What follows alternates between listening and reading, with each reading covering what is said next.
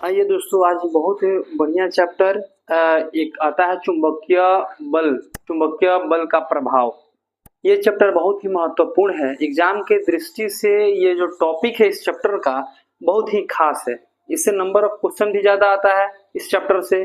और इस चैप्टर में 3-4 जो थ्योरी है जो बहुत बार पूछा गया है। ऑस्ट्रेट का प्रयोग होता है, उसमें नियम H बराबर I² RT, फ्लेमिंग का दाएं हाथ का नियम, बाएं हाथ का नियम, ये टॉपिक जो है बार बार पूछा जाता है, दीर्घ उत्तरीय प्रश्न। आज हम पढ़ने वाले हैं Fleming left hand rules, Fleming के वाम हस्त का नियम।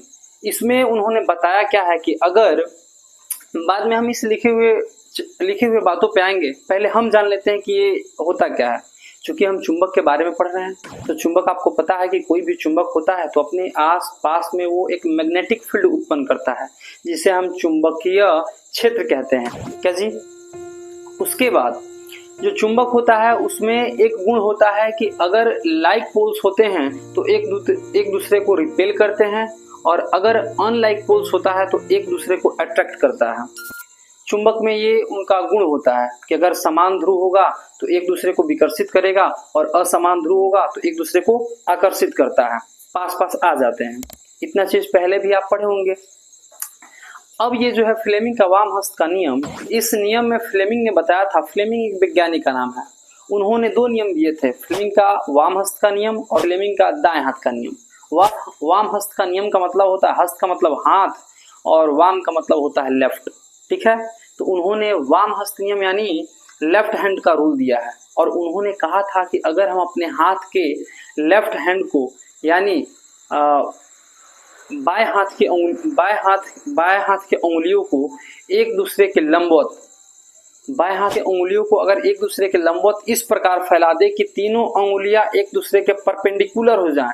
परपेंडिकुलर का मतलब होता है 90 डिग्री। परपेंडिकुलर का मतलब ही होता है 90 डिग्री, आप मैथ में पढ़े होंगे।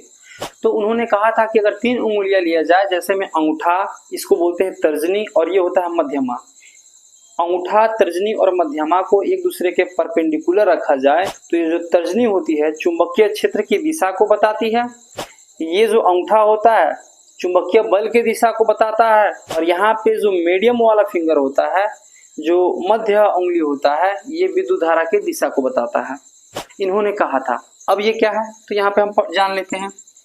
लिखे हैं कि इस नियम के अनुसार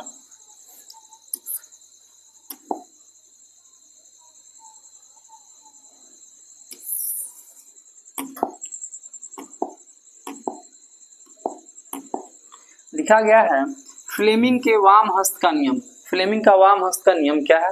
लिखे हैं कि इस नियम के अनुसार यदि हम अपने बाएं हाथ की तर्जनी, मध्यमा एवं अंगूठे को, आप फिगर में देख पा रहे हो कि 3 उंगलियां हैं और वो भी लेफ्ट हैंड का, और ये भी तीनों एक दूसरे के परपेंडिकुलर हैं।